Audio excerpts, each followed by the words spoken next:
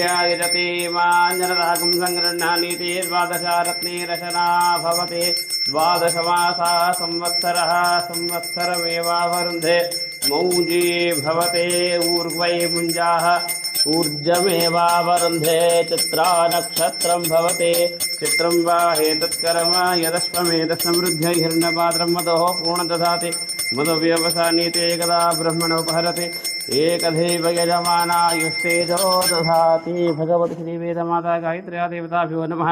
उत्तरमङ्गलमः नीराञ्जनदीपं दर्शयामि रक्षां धारयामि हं संसा विद्महे परमहंसाय धीमहि तन्नो हंसः प्रचोदयात्।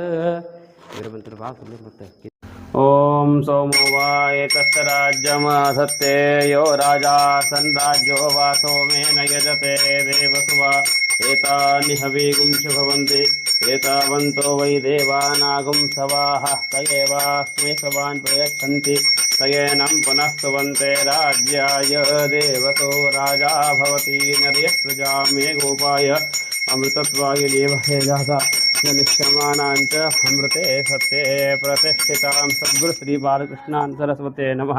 उत्तरमङ्गलमहानीराजनहारतिक्य दर्शयामि रक्षां धारयामि सच्चिदानन्दाय विद्महे निष्कलङ्काय धीमहि तन्नः सद्गुरुः प्रचोदयात्।